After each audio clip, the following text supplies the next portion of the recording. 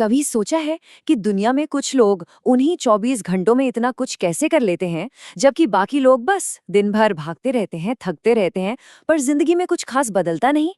क्या वो लोग ज्यादा टैलेंटेड है या फिर उनके पास कोई ऐसा सीक्रेट है जो हमें नहीं पता? चलिए इस सवाल का जवाब ढूंढते हैं विवान की कहानी में।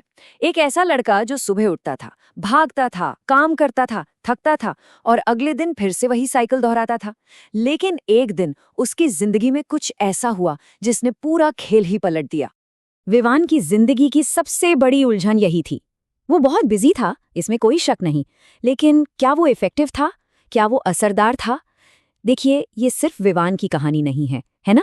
ये हम में से कई लोगों की कहानी है जो बिजी होने को ही कामयाबी मान लेते हैं, लेकिन सच सच तो कुछ और ही है। तो चलिए विवान से मिलते हैं।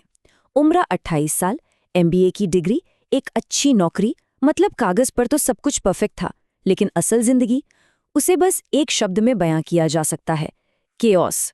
मतलब सुबह 6 बजे अलार्म बजता और आंखें मलते हुए सबसे पहले हाथ फोन पर जाता, जहां 47 नोटिफिकेशंस उसका इंतजार कर रहे होते थे। और ये तो दिन की बस एक अराजक शुरुआत होती थी, जो देर रात ऑफिस में जाकर खत्म होती थी। अब जरा विवान की जिंदगी के इन नंबर्स को देखिए। ये साफ साफ बताते हैं कि उसकी सारी एनर्जी कैसे हर तरफ बिखरी हुई थी। काम पर रोज 60 ईमेल का जवाब देने की कोशिश, हफ्ते की 15 मीटिंग्स अटेंड करना। सोशल लाइफ में फोन में 800 से ज्यादा कॉन्टैक्ट्स, पर असल में अकेलापन। पर्सनल ग्रोथ के लिए 14 ऑनलाइन कोर्सेज में पैसे भरे, पर एक भी पूरा नहीं किया। कमाता तो 85,000 महीना था, पर महीने के आखिर में अकाउंट लगभग खाली। और हाँ, वो 12,000 की जिम मेंबरशिप जो बस पड़ी हुई थी।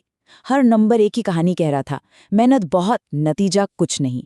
फिर एक दिन वो हुआ जिसने सब कुछ बदल दिया। अप्रेजल का दिन था।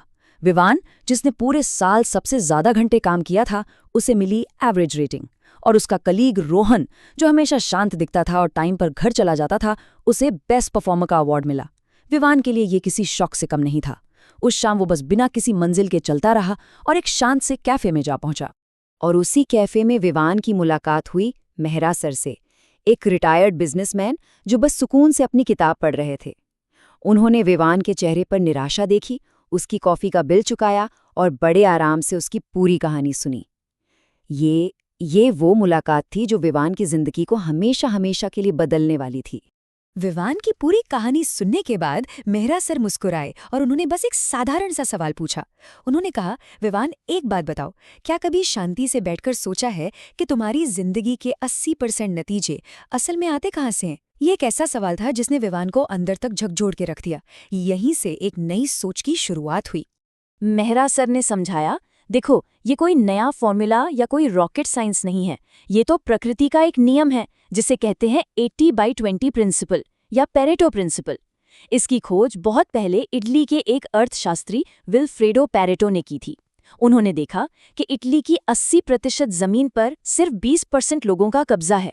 और फिर जब उन्होंने और गौर किया तो पाया कि ये पैटर्न ये तो हर जगह है। और फिर उन्होंने विवान को कुछ ऐसे उदाहरण दिए कि विवान का दिमाग ही घूम गया।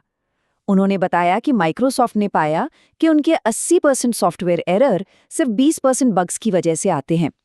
किसी भी कंपनी का 80% रेवेन्यू उसके टॉप 20% ग्राहकों से ही आता है।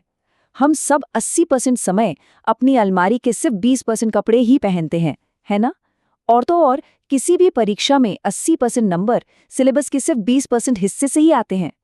ये सुनकर विवान को अपनी जिंदगी में भी यही पैटर्न साफ साफ दिखने लगा था। तो अब बारी थी इस प्रिंसिपल को एक्शन में लाने की, और विवान ने फैसला किया कि वो इसकी शुरुआत अपनी सबसे बड़ी प्रॉब्लम से करेगा, उसका काम। यहीं पे उसे सिर्फ एक्टिविटी और असल अकम्प्लिशमेंट, यानी काम करने और काम को पूरा करने के बीच का फर्क समझना था। और ये स्लाइड देखिए, ये बिल्कुल साफ दिखाती है कि विवान और रोहन के काम करने के तरीके में जमीन आसमान का फर्क था। एक तरफ विवान जो हर ईमेल का जवाब देता, हर मीटिंग में बैठता और हर छोटा बड़ा काम करने की कोशिश करता, और दूसरी तरफ रोहन जो दिन में सिर्फ 2 बार ईमेल चेक करता, सिर्फ 3-4 जरूरी मीटिंग्स में जाता और अपना सारा ध्यान उन 2-3 कामों पर लगाता जिनसे सबसे ज्यादा असर पड़ता था। तो इसका समाधान क्या था? मेहरा सर ने एक बड़ा कमाल का शब्द दिया, सिलेक्टिव इग्नोरेंस। मतलब जानबूझकर चीजों को नजरअंदाज करना। ये समझना कि हर चीज जरूरी नहीं होती। और जो चीज़ ज़रूरी नहीं है उसे ना करना आलस नहीं बल्कि स्मार्टनेस है। विवान के लिए ये एक बिल्कुल नया और क्रांतिकारी विचार था। उस रात विवान ने जब अपने सारे कामों की एक लिस्ट बनाई ना, तो वो हैरान रह गया। उसने पाया कि उसके 25 कामों में से सिर्फ 5 काम ऐसे थे जो असल में नतीजों को मतलब रिजल्ट्स को प्रभावित करते थे। बाकी के 20 काम वो तो बस मेंटेनेंस वर्क था, बस बिजी रखने के लिए। अगले दिन से उसने अपना पूरा फोकस, अपनी पूरी एनर्जी सिर्फ उन्हीं 5 कामों पर लगानी शुरू कर दी। अब काम तो पटरी पर आ रहा था, तो विवान को लगा क्यों ना इस जादू की छड़ी को जिंदगी के बाकी हिस्सों में भी घुमाया जाए। इसके बाद उसने अपने रिश्तों, पैसों और सेहत पर ध्यान देना शुरू किया। रिश्तों के मामले में विवान ने महसूस किया कि हमारे 80% इमोशनल संतुष्टि मतलब मन का सुकून सिर्फ 20% रिश्तों से आता है। उसके फ़ोन के 800 से ज़्यादा कॉन्टैक्ट्स असल में उन 4-5 लोगों से उसका ध्यान भटका रहे थे जो सच में मायने रखते थे, जैसे उसका सबसे अच्छा दोस्त आकाश और उसकी माँ। उसने फैसला किया कि वो अपना ज़्यादातर समय और एनर्जी इन्हीं लोगों को देगा। पैसों के मामले में भी कहानी कुछ अलग नहीं थी। जब विवान ने अपने खर्चों पर नजर डाली तो उसने पाया कि उसके 80% गैर जरूरी खर्चे सिर्फ कुछ जगहों से आ रहे थे। फूड डिलीवरी ऐप्स, बिना सोचे समझे की गई शॉपिंग और दोस्तों के साथ बाहर जाना। उसे हर एक पैसे का हिसाब रखने की जरूरत नहीं थी, बस इन बड़े मनी लीक्स को बंद करने की जरूरत थी। और सेहत, यहाँ तो और भी कमाल की बात पता चली। मेहरा सर ने समझाया कि 80% फिटनेस सिर्फ 20% मेहनत से आती है। विवान को जिम में 2 घंटे पसीना बहाने की कोई जरूरत नहीं थी। स्क्वाट्स और पुशअप जैसी कुछ बेसिक एक्सरसाइज, रोज थोड़ा वॉक करना और देर रात खाने जैसी कुछ बुरी आदतों को सुधारना ही काफी था। रोज की 25 मिनट की कंसिस्टेंट मेहनत हफ्ते में एक बार 2 घंटे करने से कहीं ज्यादा असरदार थी। महीनों गुजर गए, विवान की जिंदगी बदल रही थी। और फिर मेहरा सर ने विवान को वो आखिरी और सबसे गहरा सबक सिखाया। ये सिर्फ एक ट्रिक नहीं थी, बल्कि जिंदगी जीने का एक पूरा नजरिया था, एक फलसफा था। आखिरी सबक था, कम ही ज्यादा है। ये सिर्फ कहने की बात नहीं है, ये एक दर्शन है।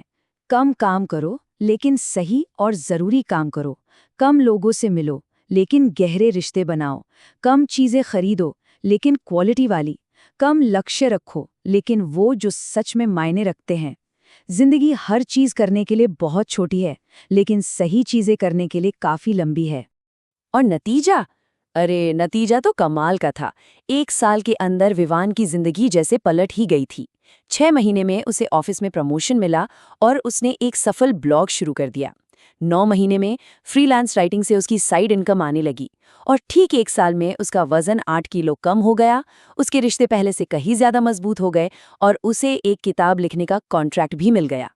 तो विवान की इस यात्रा से हम कुछ बहुत जरूरी बातें सीख सकते हैं। पहली, जिंदगी के हर हिस्से में अपने उन जरूरी 20% कामों को पहचानें जो सबसे ज्यादा मायने रखते हैं। दूसरी, कम असर वाले कामों को नजरअंदाज करना सीखें। तीसरी, रिश्तों में गिनती नहीं बल्कि गहराई को प्राथमिकता दें। चौथी, हर पैसे का हिसाब रखने के बजाय सबसे बड़े मनी लीक्स को बंद करें। 5वीं, सेहत के लिए बेसिक्स पर टिके रहें।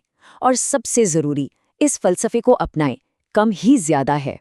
और ये सारी कहानी हमें एक बहुत ही जरूरी सवाल पर लाकर छोड़ देती है। किसी की भी जिंदगी में वो 20% क्या है जो 80% नतीजे और खुशियां देता है? इस पर सोचना बहुत जरूरी है, क्योंकि जागरूकता ही बदलाव का पहला कदम है। पहले पहचान, फिर बदलाव।